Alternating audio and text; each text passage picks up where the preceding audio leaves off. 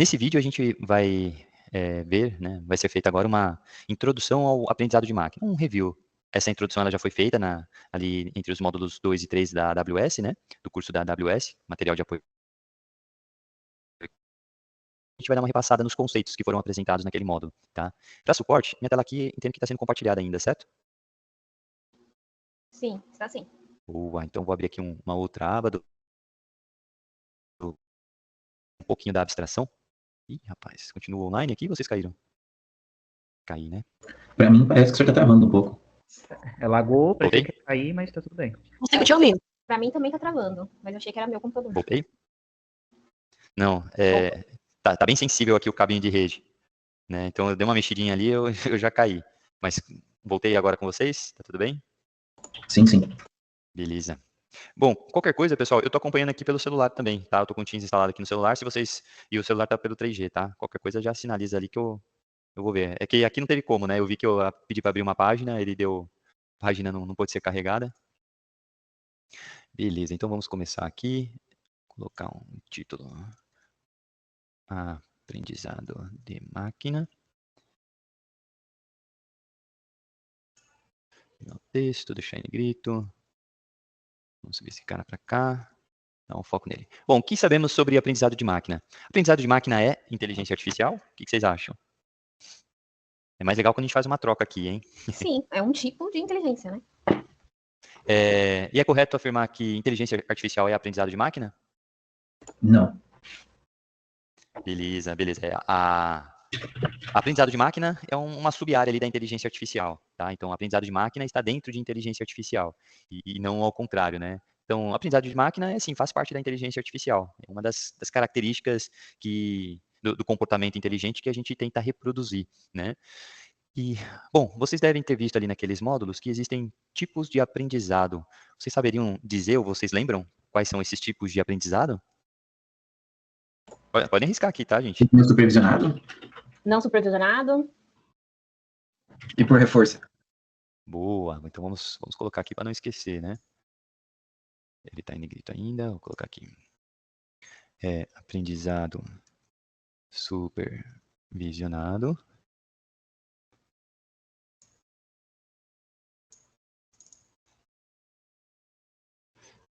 Não supervisionado. Acho que junto aqui. Não supervisionado. E aprendizado por reforço. E algum de vocês saberia dizer o que seria considerado aprendizado supervisionado? Ou um exemplo de aplicação. Esse tipo aqui é supervisionado. Esse outro tipo é não supervisionado. Quando é que eu sei se o tipo de aprendizado é supervisionado ou não supervisionado? Vou arriscar, falar uma groselha se for o caso ou não, mas enfim. O que eu acredito que seja, tá? Pura. Tá aí, professor? Travou. Não tá aí. Vamos supor, um aprendizado supervisionado. Acredito eu que para cada etapa ali, você indica se aquilo foi correto ou se foi errado. Acho que deve ser coisa nesse sentido. Então, considerando, por exemplo, um modelo que a gente construiu lá de identificar as espécies de flor que tinha lá. Uhum. Então, para cada uma daquelas etapas, você indicaria se aquilo foi correto ou não durante a execução. E um modelo não supervisionado seria quando a gente deixou ele rodar lá, que ele literalmente deu o resultado e a gente não respondeu se aquilo estava certo ou não. E depois disso teria o de reforço, que eu acho que é você posso estar falando bobeira, mas entregar mais informações e aí sim fazer a parte de, vamos dizer assim, do supervisionado de novo e dizer, então, aqui estão mais informações de um que corresponde a X e de outro que corresponde a Y. Eu pensei em algo nesse sentido, não sei nem se faz sentido. Bom, vamos lá. Assim, acho que você falou bem, acho que você compreendeu legal, Vitor. Foi o Vitor, né, que respondeu agora? Sim, sim, foi. Boa. Então, é bem nessa linha mesmo. Você tem razão quando disse ali que a íris, né, aquela base que a gente explorou em aulas anteriores, é um conjunto para aprendizado supervisionado, né? O que caracteriza isso é que todos os exemplos fornecidos ali na etapa de treinamento já têm a resposta certa. Ó, essa planta aqui é setosa. Esse outro exemplo é versicolor, esse outro é virginica, né? Então, todos os exemplos fornecidos para o algoritmo gerar o modelo eram rotulados, né? Já existiam a resposta certa. Eu já sabia a qual conceito aquele exemplo se referia, né? Esse aqui é um exemplo de dar lente de contato. Esse aqui já é um exemplo para não usar lente de contato, né? Esse aqui recomendar levemente a lente de contato. Então, o conceito a ser aprendido já está associado ao exemplo. Então, isso é o que caracteriza o aprendizado ser supervisionado. Tá? Ele passa por uma etapa de treinamento, e naquela etapa de treinamento, ele aprende, ele recebe os exemplos com os conceitos já definidos. Ó, esse aqui é conceito de conceder crédito para o cliente. Esse aqui já é exemplo para não conceder crédito para o cliente. O conceito já está definido ali. Ele aprende aqueles conceitos a partir dos exemplos. E no caso do não supervisionado? No caso do não supervisionado, eu não tenho os conceitos associados. Eu recebo apenas um conjunto de exemplos. E aí, existem algoritmos para essas abordagens que vai buscar identificar algum padrão nesse conjunto de exemplos que permitam eu segmentar esses exemplos, separá-los em grupos, né, para que depois eu possa avaliar o que esses grupos representam, né, que conceito eles estão associados. Manda aí, Herbert. Então, a gente pode dizer que o supervisionado é que os dados ele já tem aquela label, ele já está rotulado, e aí o não supervisionado, a gente tem os dados, mas eles ainda não estão categorizados, né? Não tem aquela label. Perfeito, é isso aí. Então, por exemplo, um caso de uso de aprendizado não supervisionado fornece um conjunto de fotos para o seu algoritmo. Ó, me organiza essas fotos aí, não sei como organizar. E você fornece fotos das mais variadas possíveis. Fotos que tem pessoas, fotos que não tem pessoas. Fotos que tem construções, fotos que tem natureza. Foto de comida, foto de carro. Então, o algoritmo vai olhar para o conteúdo pictório dessas imagens e tentar agrupar as imagens que possuem características similares. E aí a mágica acontece, né? A hora que você vê os agrupamentos formados, você vai ver que ele formou um grupinho de fotos que só tem construção, outro grupinho que só tem fotos com natureza. Aí você vai ver que ele separa também fotos que tem pessoas. Para quem tem o Google Fotos, já deve ter reparado algo assim, né? Você vai tirando foto e vai subindo para o seu Google Fotos. Você não diz para ele como fazer o agrupamento, mas ele consegue identificar padrões que se repetem naquelas fotos. E aí ele consegue separar fotos por pessoas da sua família, né? Ou até fotos por gerações, né? Então, você tem ali, que nem agora eu tô com uma pequenininha de 4 anos, e eu tenho fotos desde quando ela era bebê, né? Então, ele separa lá fotos de quando a Lorena era bebê, fotos de quando a Lorena já mais criança, né? Às vezes ele combina algumas fotos com a da minha outra filha, né? É tudo bebê, é tudo a mesma cara, não, né? Mas eu acho interessante como ele consegue fazer esses agrupamentos, e depois que ele agrupou, ele até sugere, ó, essa pessoa é igual a essa, né? Tipo, pô, essa aqui é muito pequena, essa já é maior. E aí você pode fornecer rótulos para essas pessoas, para esses padrões que ele identifica, né? Ah, esse aqui é meu pai, esse é meu avô, esse é minha mulher, essa é minha filha, né? Então, você está ali atribuindo fotos, algo que começou de maneira não supervisionada, uma vez que você rotulou, aí ele já te traz fotos da sua mãe, né? Fotos do seu pai, e aí, lógico, ocorrências daquele conteúdo pictório em um conjunto de imagens, né? Então, um exemplo de aplicação de não supervisionado. Já o aprendizado por reforço, a gente tem alguns exemplos desse tipo de aprendizado. Por exemplo, na AWS tem um serviço chamado Deep Racer, né? Você implementa um modelo de aprendizado por reforço ali, de modo que o seu agente, né, o seu agente virtual dentro ali do serviço deles, vai aprender a fazer o melhor caminho ali na corrida, né? Então, você tem como agente um carrinho de corrida, e aí você segue uns templates para você implementar o seu agente, né? E o objetivo é o seu agente percorrer a pista de corrida no menor tempo possível. Então, ele sai batendo em tudo, né? E a cada iteração ele vai aprendendo a comandar naquela pista, né? Um outro exemplo de aplicação de aprendizado por reforço está nas nossas caixas de mensagens, de e-mails, né?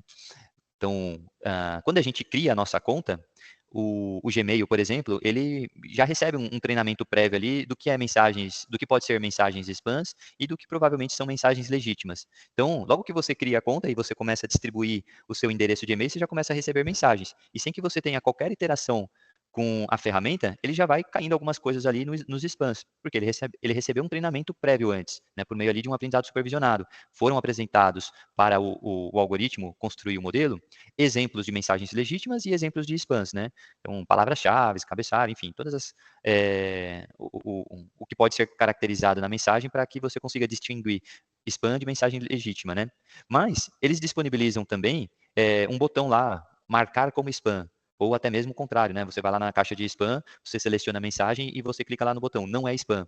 Quando você faz isso, você está passando informações para o algoritmo aprender por meio de reforço que mensagens com aquelas características não se tratam de spams.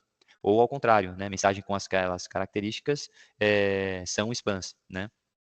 Então, você pode combinar múltiplas abordagens de aprendizado de máquina para você melhor atender o seu cliente ali, né? Então, começou com aprendizado por reforço, mas você começou com aprendizado supervisionado, mas você disponibiliza também ali um aprendizado por reforço para ele se adequar ao seu perfil de leitor de e-mail, né?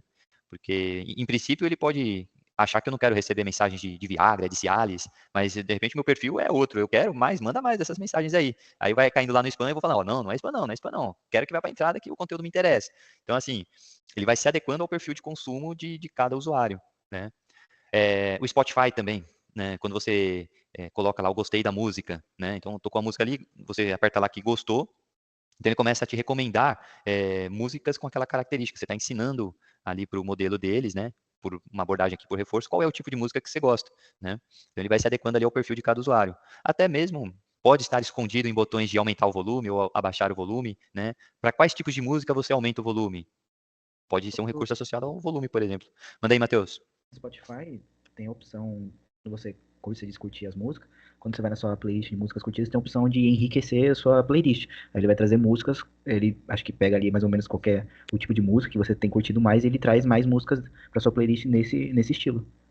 Perfeito. Partindo do ponto que você não tem uma playlist criada ainda e está apenas consumindo ali o recurso de uma rádio, você vai marcando músicas como favoritas e isso pode ser usado para incluir na sua playlist. Uma vez incluído na playlist, você tem lá uma playlist com 10 músicas e você usa esse recurso que o Matheus mencionou, ele vai adicionando músicas ali na execução que têm características similares às características daquelas 10 músicas que já estão na sua playlist, né? Então eles fazem, pelo menos dão toda a pinta que fazem uso massivo desse recurso aí, né? Coloca inteligência artificial em tudo ali. Qualquer interação que o usuário tiver com a plataforma é insumo para eles fazer com que você permaneça por mais tempo na plataforma, né? Bem lembrado, Matheus. Então aqui, dando uma passada rápida por esses 3 modos de aprendizado, daria para considerar aqui um quarto modo de aprendizado, que fica, na verdade, entre o não supervisionado e o supervisionado, que é o semi-supervisionado. Esse aqui eu acredito que não é mencionado lá no módulo da AWS, mas o que acontece é que você produzir exemplos para o seu algoritmo aprender pode ser uma tarefa cara. Então, se tratando de imagens da área médica, né? Para você rotular um conjunto de imagens da área médica, você primeiro precisa ter as imagens da área médica, né? Então já não é algo tão trivial de se obter. Além de proteção de dados, existem outras dificuldades ali inerentes à área. E também não é tão trivial de se obter um especialista para rotular aquelas imagens, né? Eu posso rotular as imagens, me separa imagens de mão ali, mas não sou nenhum especialista. Então, assim, seria mais relevante para um algoritmo, né? Daria uma confiabilidade maior para os resultados de um algoritmo se as imagens fossem rotuladas por um especialista, né? Então, dependendo do tipo de problema, a produção de exemplos para algoritmos aprenderem pode ser uma tarefa cara. E aí uma abordagem que pode ser usada é a semi-supervisionado. Você fornece para o algoritmo construir o modelo alguns exemplos rotulados, e a partir desse exemplo adquirido, ele passa a rotular outros exemplos que ainda não haviam sido rotulados, né? E depois ele é realimentado com esses exemplos que ele mesmo rotulou, né? Então, assim, o resultado talvez não seja tão satisfatório quanto a de um aprendizado supervisionado, né? Mas pode ser uma alternativa quando você não tem muitos exemplos rotulados. Você tem bastante exemplos, mas o especialista que você contratou ali para rotular não aguentou rotular tudo, né? Ou você não tinha orçamento para rotular tudo. Então você pode construir um modelo a partir de aprendizado semi-supervisionado, onde o conhecimento adquirido pelo algoritmo, né, usado ali para construir o modelo, na etapa de treinamento ele vai receber exemplos rotulados por um especialista da área e exemplos rotulados por ele mesmo a partir do que ele aprendeu, né? Então, essa categoria seria aprendizado semi-supervisionado. Bom, aqui nessa disciplina, a gente não chega a explorar tanto esses dois aqui, o semi-supervisionado e o aprendizado por reforço, tá? É mencionado ali nos módulos da AWS, o aprendizado por reforço, mas a gente não chega a dar tanto foco aqui. O foco maior nessa disciplina vai ser nessas duas categorias de aprendizado, tá? Falando do supervisionado, dando uma ênfase aqui então no supervisionado, existem duas categorias de aprendizado supervisionado. E essas categorias estão relacionadas com a resposta que o algoritmo pode dar, tá? Então, a resposta, né, o conceito que está associado ao exemplo fornecido, Pode ser um valor qualitativo, foi o que a gente viu até o momento, qualitativo, né? Então, representa uma qualidade daquele exemplo. Aquele exemplo é íris setosa, é íris versicolor. Aquele exemplo é spam, é mensagem legítima. Você está atribuindo uma qualidade para aquele exemplo. Você está atribuindo um rótulo, está fazendo uma classificação, né? Então, o valor a ser previsto pelo modelo é um valor qualitativo. E aí, quando a gente fala ele precisa atribuir um valor qualitativo, a gente está falando aqui de uma categoria de problema chamada de classificação. Tá? Um modelo de classificação.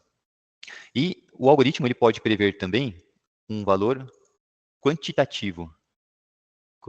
Quantitativo. Né? Então, o que você quer prever não é uma qualidade. Você não quer saber o rótulo do conceito ao qual aquele exemplo pertence. Mas, a partir de um conjunto de características, você quer saber quanto uma ação pode valer, ou você quer saber qual é a quantidade de bicicletas que eu preciso ter à minha disposição num determinado final de semana.